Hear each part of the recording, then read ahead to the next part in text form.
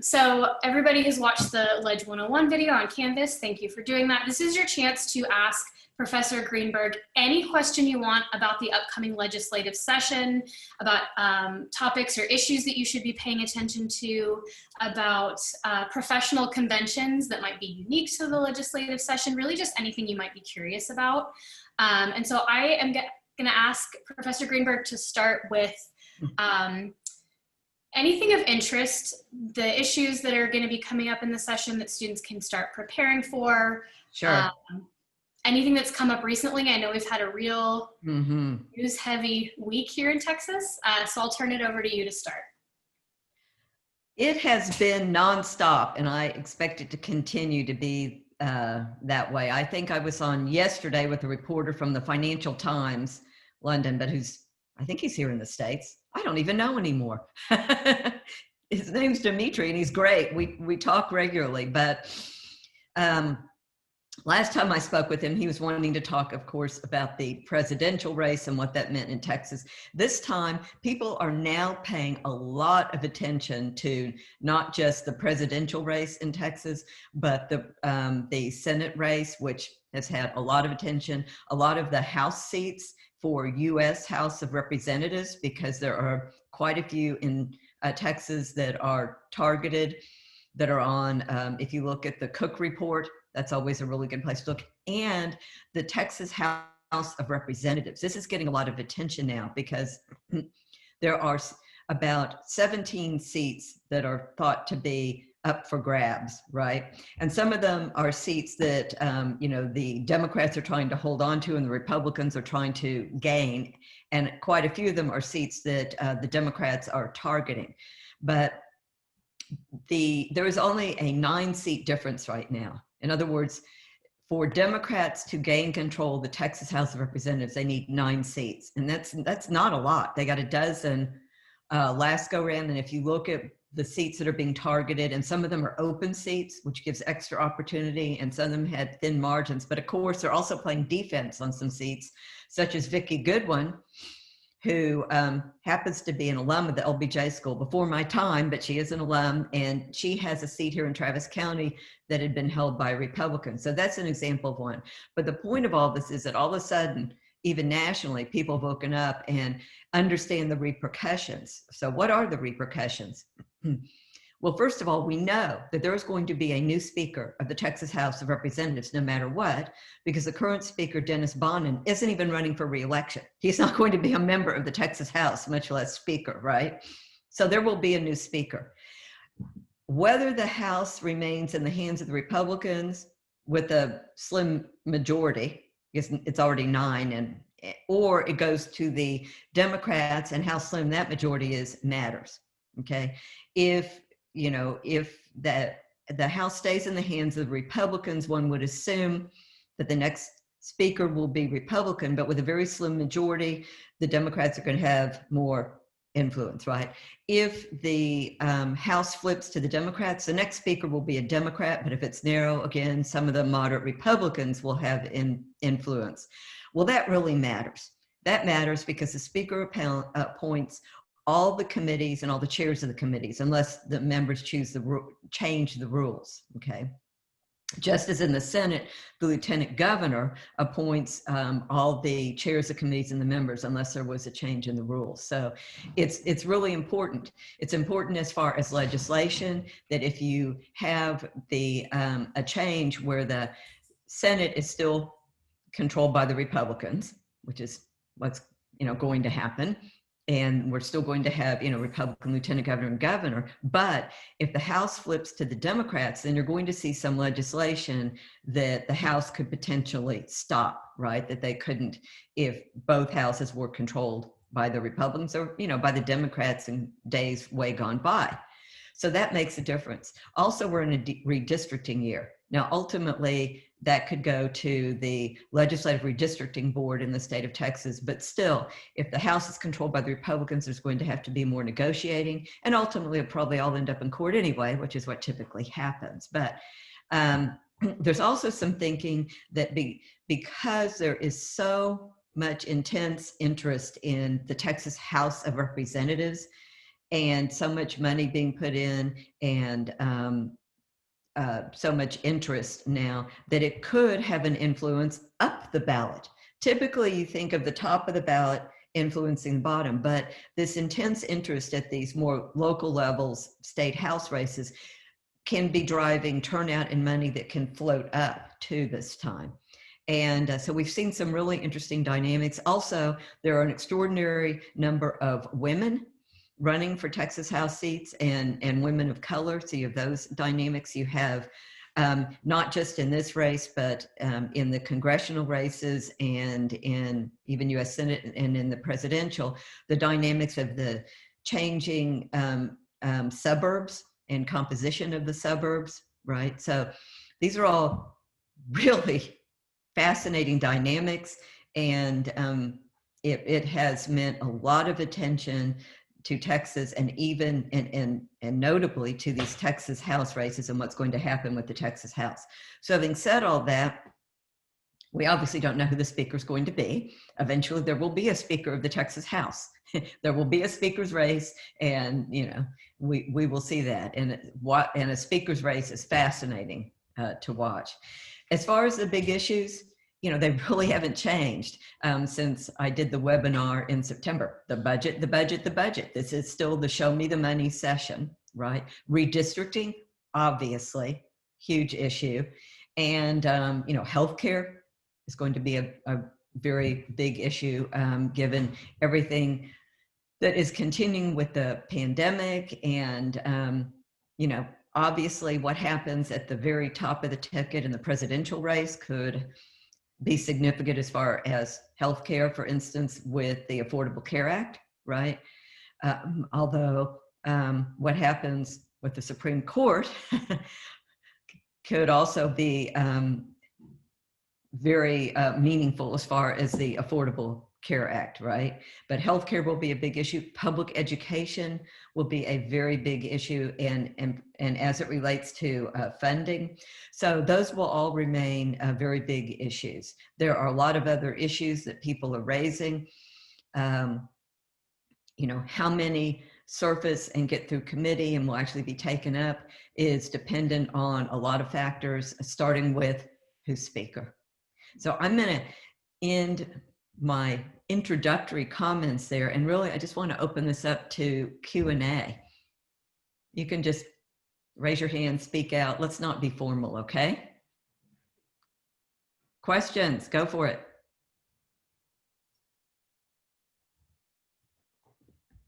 Yes, I'll do Tina, and then it looks like Emery. Yeah, hi Sherri. I guess my question is, for the fair in November, what is the success rate of people who want internships with the Texas Legislature getting one? My experience, and I've been doing this since about 2001 when I left the legislature and came to the LBJ school, is very high success rate. And, you know, you don't need to just rely on those who participate in the legislative internship fair, although I think we'll have great participation. You know, you can get with me and we can reach out to members, and some will just email me directly. But we've had a very high success rate with LBJ school students who want to intern at the legislature. For one thing, I've been doing this, like I said, since 2001. And so there are so many members, whether they are returning members or not, who know about this. They have a lot of confidence, I think, in the legislative process and internship course, because they know, okay, these are students who are also learning about the legislature, and that gives them confidence. And then we have a lot of offices that are returning that I know always want LBJ school students, and some of them even take 2 students. So I don't have exact statistics, Colleen, because I don't know if we've kept those, but I can just tell you that it's been very high success rate. Great. I just have a quick follow-up question. I guess when I think about interning, I am worried about what if I am matched with someone who has very different ideals than I do, like Okay, someone this is not so comfortable. This is not something where you're just matched, okay? That's not how this works. You're going to have to be proactive, right? That's why we're having the webinar and the little quiz and this, and you're doing your resume and a mock interview and then attending. It's not, you're just matched with someone. That's not how this works. You know, you can get with me and we can talk about your preferences, your views. Some students feel very strongly, for instance, I have to be with a D or an R. I want to, you know, I want to intern with a Democrat or a Republican. Others don't, or others may say, well, I don't really care as long as the person's a moderate. Students may have interest in certain issues or not, even committees. Students may want to intern with committees. So no, it's about finding your interests and then, you know, you talking to people at the fair and also otherwise, you know, getting a list of members and offices and even committees and even potentially some interest groups for you to speak with. So it's not just like you're just put with somebody. Does that answer your question, Tina? Yeah, thank you. I think Emery, you were next. Yeah, I just had a kind of a more general question. I don't know if you have any insight into this, but do you know what the legislative session will look like? Have you heard anything else? I know the pandemic has made things very messy, but I was just curious. We do not know yet. No one knows. Not, you know, not even people who are on the House and Senate administration committees yet. First of all, we don't know who the House Speaker is, and that will help determine. We don't know what the conditions will be. They're experimenting with plexiglass in the committee hearing rooms now with sanitation systems. They did a survey. They're not having hearings in person now, but you're not allowed in the House to have virtual hearings. So they're just asking for public comment, right? And they're looking at how would you space out 150 seats on the floor of the House, because it's a lot different with the Senate, right? You know, you have many fewer members, right, that you're dealing with. So all of this is being discussed, but I know that there is pretty acute attention to having safety. Okay, I can tell you across the board. We don't know yet. We just don't know. It's evolved. We've got 100 days till session and we don't know yet. I think, you know, once we have the elections November 3rd, we'll begin to know more. We'll have the speaker's race, but also I do know that they are experimenting with, as I said, plexiglass sanitation systems, that there's a very high preference among the members for, you know, safety precautions and masks and everything. So I see a couple of hands up, but I Yes. know Sandra had her hand up earlier. Did you Okay. want to? My question was Go ahead. Thanks. Oh, okay. So then if Sandra's Emery, question- did that answer your question? I mean, nobody can give a definitive answer right now. but Yeah, I just wondered if there was any new news. Yeah, no, that covers it. Not really. So then next we have Irving. Please go ahead. Hi, Sherri. So I have two questions. The first one is, do you recommend that we wait until after the elections to decide like who are our top legislators we want to work for, since we won't know if like they win or not? Well, some of it depends. Some of them you already know. Some of them are unopposed, right? And that's that. Some of them, they only had a primary opponent and they're done, or they may have an opponent, but the district really isn't competitive, right? Mm-hmm. So if it's a situation where you can go ahead, you know, and reach out. If it's one where you really don't know what's going to happen, then I would wait. But a lot of these, it's a foregone conclusion. Yeah, I also wasn't sure if like they're so focused on the election that they're not really paying attention to the. If they're in a competitive election, they're not focused. But if they're not, then it doesn't hurt to go ahead and you know, have a preliminary outreach with a professional email, Okay. right, to the staff. And I'm talking no hi, no hey, dear. This is professional email with a professional cover letter, you know, of a paragraph or so with your professional resume. Okay. And then my next question was, is there a different process for trying to get an internship in the Senate versus the House? No, and none of it is going through some personnel office. That's not how this happens. That's why I always do this, you know, that's why we're having the fair. That's why I want you all to get with me if you want to do this, and we'll see if the class is right for you. And then I will also additionally help you with your interests and who could be a good fit. And we'll go through this whole process, but it's not you don't go through some Senate or House personnel office and bingo, get matched or get an internship. Now, there are some who've already contacted me or LBJ School, and they're posted, right? But that's not through a personnel office. They have, you know, a certain House or Senate member's office has already contacted me, for instance. Okay, thank you. All right, next we have Nimra and then Jason. Yes, Nimra. I wanted to ask on a kind of day-to-day or weekly kind of task basis, what is the difference between working with maybe a legislator or a committee? That's a great question, because they are different. When you're working for a member of the House or Senate in their office, you would probably be working on a specific piece or pieces of legislation and following it. You may be following a specific committee they're on. If they're on appropriations, when I was on appropriations, I had a staffer, it was just, you're my appropriations staffer, right? I had other staffers who were following specific bills, including interns, right? And, or doing research, right? Now, I also, my last session, chaired a committee. So I had a chief clerk for the committee that was a separate staffer. And then there was another staffer. And then I had an intern who was assigned to the committee, right? But that intern only dealt with the committee, which happened to be pensions and investments, right? And the legislation that came before that committee, and working with that committee. Okay. Did that answer your question, Nimra? Yeah, definitely. And I was wondering, what are the opportunities to make it known, like what your preference might be? So for example, I'm really interested in human services.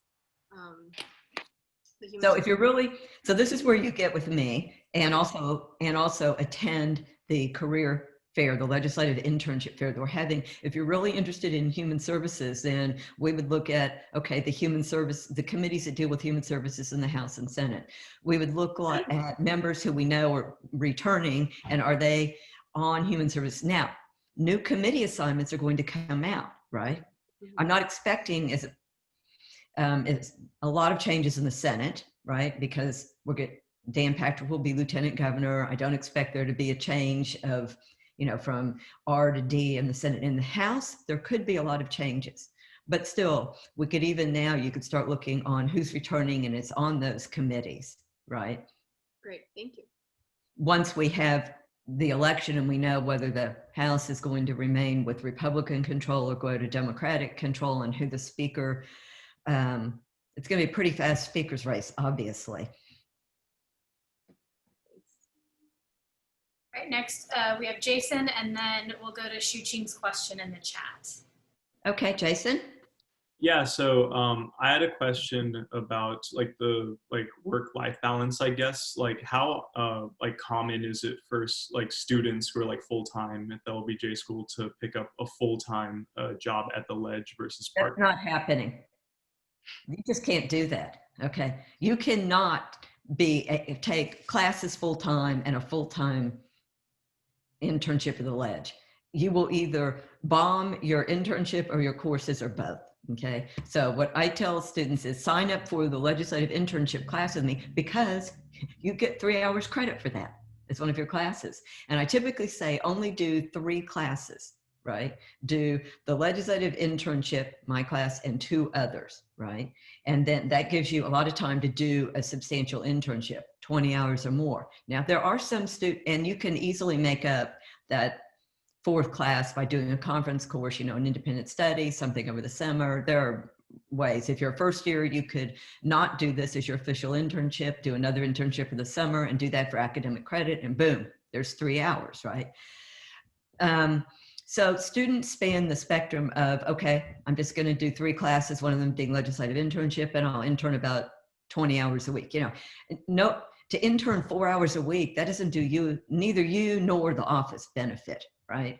I had many interns always during session, everything from actually some high school students to undergraduates to lots of LBJ school students and other graduate students. you know, a high school student was different, what they could do in a few hours, and even an undergrad. But graduate students, you know, it was always 20 hours. I mean, I need you. and I want you to get something out of it. And I always insisted, by the way, that they get course credit. I always had one intern that I could pay. Not everybody does that, but I would, you know, some of you may know my background actually is in finance. So I would save up money so that during session I could have one intern who I paid, and then the other ones were not, but I insisted they get course credit because I knew that equaled money. Okay. So all that, you know, can be worked out. But having said that, some students may just do, you know, 3 classes, one of them being this, and do 20 hours. There are other students who choose, I want to basically have a full-time job in the legislature. And hey, you can get paid. We like money, no problem. You could get paid doing this. It's not a problem. Or if you're doing this, your official LBJ school internship, you can apply for internship funding. You still only get 3 hours course credit though. You don't get like 6. There's no double dipping. It's one course. You just, you know.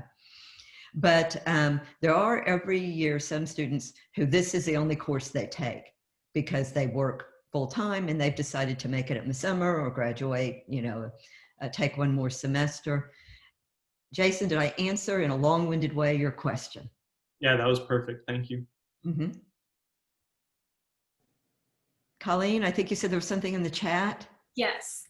So Shuching asks, I've heard that some offices have already started preparing for the upcoming session, such as gathering information to develop bills. So my question is, in general,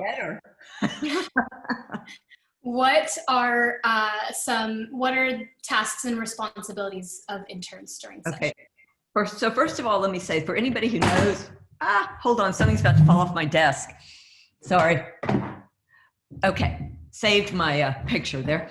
For any member of the House or Senate who knows they're returning, they should have started their legislative agenda the day after the last session. So, yeah, if they haven't been working it for quite a while, you know, the chances of getting anything done unless it's handed to them on a silver platter, or as my daddy would say, slim and none, right? Now, for somebody who's new, that's a whole different ballgame, because if you're just elected in November, you know, pre-filing will start in November and you're just scurrying. I think the exact question was, what are the duties of an intern? Was that it, Colleen? Okay, so for graduate students, if you're doing my class, and that kind of helps because I required 2 memos, the second memo being a memo about what you're going to do your final report on. And the final report needs to be legislation or research, right, that you're doing during the session. Now, that doesn't mean that you won't be answering some phones. Heck, when I was a member, if all the phones are ringing, I'd answer the phone, right? It's frenetic, but it should be something at the level of, you know, doing research, of following legislation. There could be some constituent work, that's valid, right? And working with interest groups, and probably attending meetings. It could be Zoom meetings, you know, whether it's with constituents or interest groups, lobbyists, but, you know, that level. You know, I used to always say, and I think this is true, they're looking for you because they need you. They need the help, right? And what they need from an undergraduate and what an undergraduate can provide is different than a graduate student, right? And I think, you know, there's a differentiation, and I always certainly did. Did that answer your question? Okay. Other questions? Colleen, do you see any others? Not right now, but I have a question.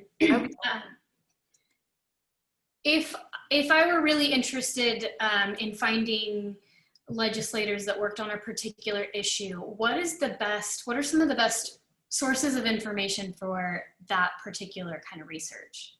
Okay, so if this is someone, again, who is returning and you know is returning, I would look at a couple of things, and you can get on the Texas Legislature website, and you can look them up and you can see what committees they're on now, because typically the committees you're on, you end up filing legislation, but not just that.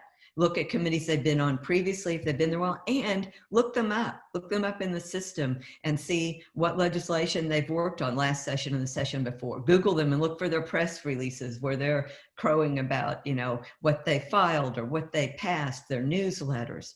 You can find all this online. So those are ways that I would go about it. Okay, great. Thank you. Looks like Pablo has his hand up. Sure, Pablo. Hey, how are you? I'm great. Yeah. You? Good. Thanks. So I was wondering if I'm required to take 12 hours each semester, could I still apply for an internship, or it's advisable to not do it? Well, so what I was saying is, I think you should only take 9 hours and one of them be this course, and then you could make up that other class. Remind me where you are in your LBJ career, Pablo. This is my first year. That's what I thought. So what you could do is do a separate internship in the summer and do it for academic credit, and you will have made up that one course. Okay. Well, it does make sense. I will find out with my fellowship/scholarship to see if that's possible. Yeah, I don't know if it will cover a summer course. If it doesn't, another possibility would be to do a conference course next fall, take on an independent study, right? You have to talk to fellowships about what your fellowship will cover. And then meet with me and let's see what we can work out. I'm pretty creative. Okay, thanks. Other questions? Sergio has his hand up. Yes, please. Go ahead, Sergio. Hi, Sherri. I have 2 questions. The first one being, I guess with the tasks and responsibilities that you went over, what skills are legislators looking for their graduate student interns to have? And then the second question, how likely are paid internships at the state ledge? Okay, so skills. Well, skills are many of the things that I emphasize, and that is, first of all, you need to be very professional, okay, in all ways, in your appearance and how you present yourself, in your speaking and in your writing, okay. I am pretty maniacal about the 2-page memo, not more than 2 pages in every class that I teach. I require it, okay. Also the 1-pager with bullet dots, also being able to briefly and concisely present, okay. If you are working for a member of the House or Senate and they said, tell me what you think about this, give me a 1-page with bullet dots or 2 pages, then to be able to come in and tell them succinctly in 5 minutes, this was my research, this is what I think, and this is why. And of course, understanding at the end of the day, they're on the line, so they're going to make the decision, right? But those, I think, are the type of skills that really put you in good stead. So if you can have a really concise, professional, piece of writing of like a 2-page memo, show that you are professional and that you can, would have the ability to do a concise professional presentation and speak. And research skills, of course, because you may be asked to do something much longer. Here, go work on this report for the committee, right? So there are some topics where, you need to be doing more in-depth research, and you may be writing a more in-depth piece, just depending. Did that answer your 2 questions, your first one? Yeah, it definitely did, the first one. Okay, and your second? The how likely are paid internships at the state ledge? So as I was saying, they vary. Some members will have paid internships and some won't. And it varies from session to session about who's elected and how they handle their budgets. And some may have, like I did, only one that's paid and then the others are unpaid. It would be impossible to give statistics on that, but it just varies. There are always some that are paid and many more probably that are not. But if you do this as your official LBJ school internship, remember, you only get 1 bite at that apple. You can only do 1 internship at your official one. And if you're a first year, you can do this as your official internship. You don't have to have taken all the prerequisites. We waive it because you only get this opportunity every 2 years. If your internship is unpaid and you decide to do this as your official LBJ school internship, then you can apply for internship fellowship funding for this internship during the spring. Thank you. Mm-hmm. Other questions? Like Yu Ching has another question. Sure, go ahead. So my question is, when should we expect to know the outcome, whether we are accepted as an intern, and how should we register for the course? Okay, so there's no like accepted. This is, you're going to apply for them yourself. Okay, you're going to start getting, well, as far as the course, you need to meet with me. Okay, and this is the time to schedule. Just text me, tell me who you are, or do it if you've already signed up. You know, I have those, everybody should have seen on the signup.com the times to sign up with me. I am going to start keeping an, you know, Excel spreadsheet or whatever of that, and we will talk and decide if this is something that is right for you. And if we conclude yes, then I will send OSA a list of all the students, right? And I'll accept as many as this is appropriate for. I don't have a limit, so don't worry about that. If we decide that it's appropriate for you, great. I will send OSA a list, and OSA will have to sign you up for this course, right? Because, you know, I don't want students signing up not understanding what they're doing, and students from all over campus who don't understand it, right? So that's the process. Then, so as soon as you talk to me, and if we decide it's right for you, then we should start working on a plan for you, right? But that's why you need to, the webinar, the questions, your resume, a mock interview, because you are going to be, you know, personally applying and reaching out and contacting people about these on your own, and attending, for instance, the legislative internship fair, where you will sign up and have designated slot to discuss or interview with those who are attending. That answer your question? Okay. Professor Greenberg, I just wanted to make sure, is the sign-up link the same one that you sent in the email about registration advising? Yes, that's it. Okay. Yeah, it's the registration. Yes, it's that email I sent. I think it was Monday, but I can't remember. And it gave registration advising, and you go to signup.com. Okay. But if those don't work for you, you know the drill. Just text me, tell me who you are, and we will find a time. I'm not going anywhere, right?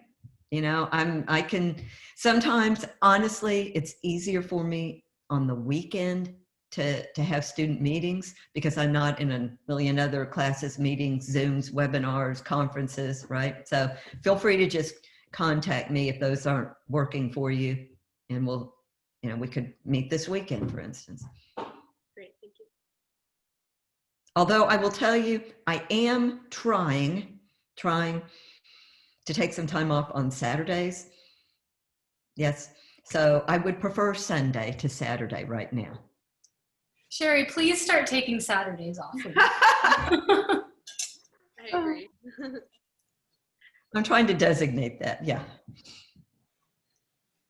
Other questions? Anybody? No more questions about any of this? Okay, how many of you have decided that you want to do this and you want to meet with me to talk about signing up? Raise your hand. Okay, so quite a few of you, okay? And some of you I may have already spoken with, but feel free to reach out. You don't have to decide this minute, right? But go ahead and get with me so we can see if this is, you know, right for you.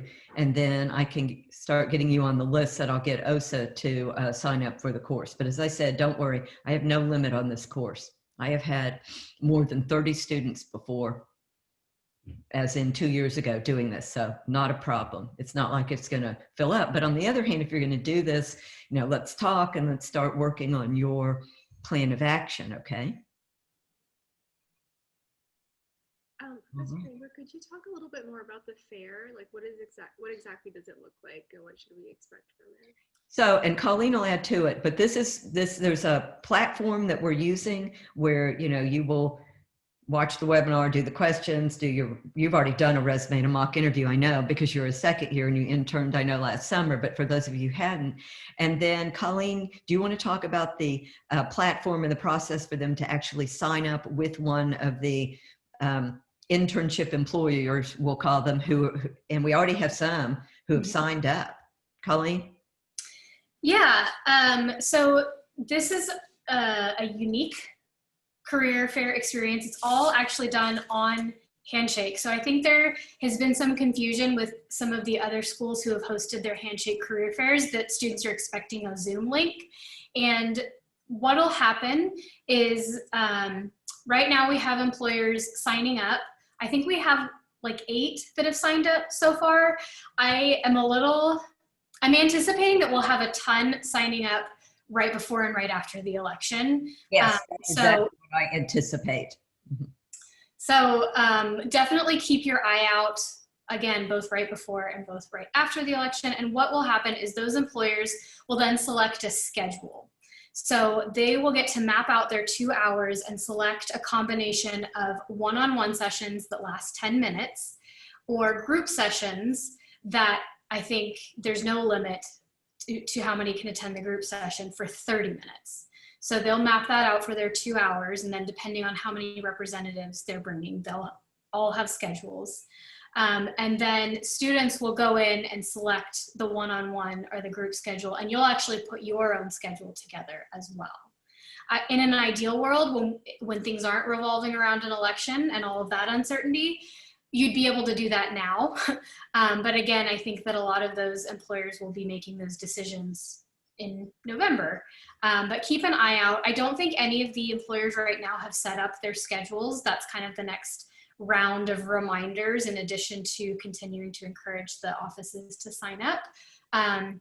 But as we get closer, make sure you check this handshake module ahead of time, because it's likely that if you don't do anything until the day of the event and just sign into the event, you might not get to talk to anybody because there won't be any times left. Right. I do want to emphasize that I expect a lot of them to be not waiting until November, because they may not know if they're going to be elected for the first time or reelected, or they're just not paying attention now.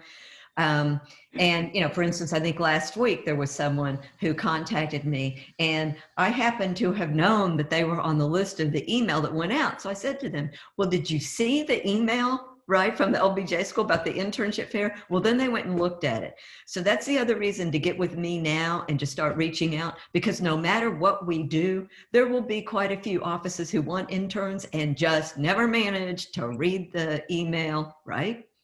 Right. And so didn't sign up, but they want interns. Yeah, and that's another reason I think to get familiar with Handshake in general. For one, as I mentioned, it's not Zoom. They have their own video conferencing software. So when you sign up for a one-on-one or a group session, you'll just click on it and it'll open right up. But it has some limited features. So there's a chat function, but there's no screen sharing. You can't send any attachments. So you want to make sure that your resume is uploaded to your profile, because what that employer will do is download the list of resumes of everybody that they talked to that day. Mm-hmm. Also, as Sherri mentioned, not everybody is going to get it together in time maybe to go through the process of registering for Handshake, registering for the event, setting up their schedule, but some of them will post their internships to Handshake. Exactly. Some already have. They've contacted me and I sent Colleen and they're posted. Mm-hmm. Yes. Another place that I have been kind of keeping an eye out for internship posts already is the Texas Politics Project website, and then Texas Political Jobs. And I think there's at least one more that I'm not thinking of right now. Yeah, there is. Texas Political Jobs, I get their email every day. Do you get it, Colleen? No, I'm not on their listserv. I should get on it. Okay. I just go to the website. You know, I'm going to forward it to you, because I would please do. You to be on it. Okay, I get it every day. I will forward it to you.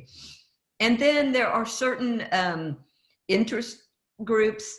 Center for Public Policy Priorities always has interns in the legislature. The city of Austin, the transportation department always does, Austin Energy. I mean, if you're interested in things like that, that's fine. As long as you are doing work at the legislature, you can do that. Every session, I have half a dozen students who are not actually interning for a member of the House or Senate or committee, but they may be with Austin Transportation Department or Center for Public Policy Priorities or Texas Public Policy Foundation. I had one who was with a lobbyist last session. That's fine. So you can explore those two state agencies that are doing intergovernmental relations, whether it's Health and Human Services or any of the big agencies, they've had interns too for sessions. So as long as you're working with the legislature, right? I want you, the goal here is to learn the process, right? Not just the issues, but the process of the Texas legislature. And there's nothing like being there, however we are there, but being there can mean, as I said, the majority of the students are with House or Senate members, and then some with committees, but there's always a handful who are being there by being with a state agency, City of Austin or Travis County, an advocacy group, or a lobbyist, as long as you are working at the ledge with the ledge. Does that make sense to you? Sherri, we have one more question from Ashley. Okay. Yeah, thanks, Sherri. I was just wondering, what's the difference in experience, I guess, between if you want to work with, an office versus a group. So if I was interested in working with a representative, but I'm trying to weigh my options between that and like an interest group or something. Okay, so if you're working with a member of the House or Senate or the committee, you are working at the Capitol in the office or committee structure, right? Day in and day out, and getting that experience of actually being there at the Capitol, however we're at the Capitol these days, in, the legislator's office or with the committee. If you are working with an interest group or advocacy or lobbying, then you're not working one-on-one with a particular member of the House and Senate and with, their committees and whatnot. You are working with various members of, let's say, the House and Senate and committees on the lobbying or advocacy of that particular advocacy group, interest group, or lobbyist. Does that make sense to you? Yeah, that does. Thank you. All right. We got one more question before we let everyone go to join the Okay. assembly in a little bit. And, if you have other questions, just reach out to me, okay? Okay, last question. Is that Tessa? It's Irving. Irving, sorry. Irving, please. So if we're taking classes while we're in the Texas Ledge, are they like flexible? Just if you have a class during the day, like one day a week or something? You have to work that out with the individual offices. Okay. But look, they know you're a graduate student, but that's why taking only 3 classes and one of them being this class really helps you out. And this class I schedule for Friday mornings. Okay. And I do that, and it will be virtual. That's what I'm anticipating. It'll be online, internet. But I do Friday mornings because, at least traditionally, there's not a lot going on Friday mornings. Members are in their districts, right? And traditionally, the hearings there haven't been hearings on Friday mornings, and so it's a time when you're available and speakers are available and I'm available. So that's what I have traditionally done. And usually for the first few weeks, we will meet from 9 to 12, and I pack your heads full of as much information as possible about the Texas Legislature and the process and the rules and the appropriations process. And I bring in speakers too. And then when things really get rolling, which will take about a month because the committee chairs and committees have to be appointed, and also as far as the rules about when legislation can be introduced unless it's designated an emergency. Then when things really get rolling, we may only meet for an hour on Friday mornings, right? And you'll have the 2 memos and the final report, which will all be in professional style. And with the final report, I'll have you do a 5-minute presentation also. So that's the structure of the course, and how I've arranged things to maximize your interning time and your educational experience. Sorry. Also, what time, what day or month is like the last? When does your internship end, basically? Well, you have to work that out with, again, your member. This is not like some LBJ. We don't get to set the parameters, the members do. And so this is something else you work with them. But I think you can expect that your internship will start no later than the first day of session and will end the last day session, unless, you know, for instance, if you know you have a job or an internship and you need to work out with them that your last day is going to be middle of May instead of June 1st or whatever, that's what you work out with them. Or they may want you to start, you know, a few days before, you know, the beginning of session. So you would have to work out that with them. Or if you're not, you know, you may be able to stay a few days after. It's like any other internship or job. You're going to work this out with them, right?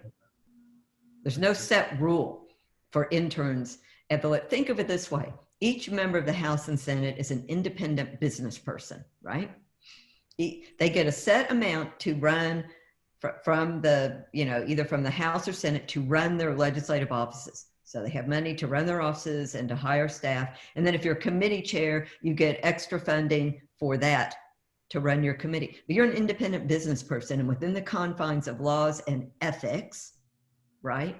You know, make determinations on your own independent small business, your office, right? When you're going to hire people and for how long and all of that. Does that make sense to you, Irving? Yeah, thank you. All right, well, I am gonna end it there again, so we have a chance, a little bit of a break between this and next assembly.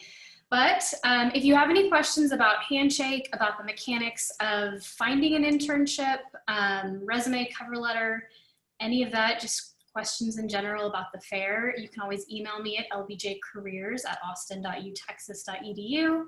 And then Sherri, what's the best way to contact you with questions about courses? And text me at 512-656-6592, which is on the phone number, which is the phone number on my signature block of every email you get from me. That's my cell, and tell me who you are.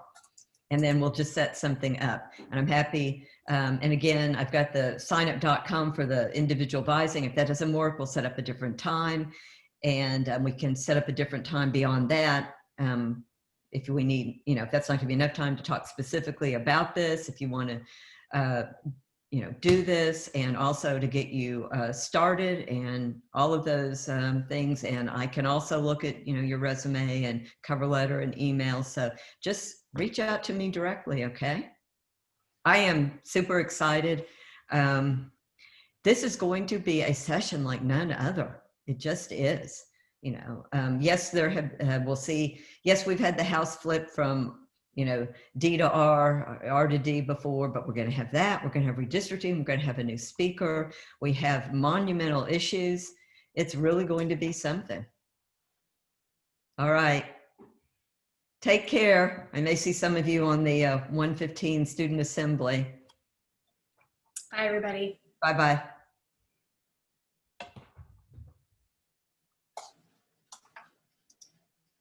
Well,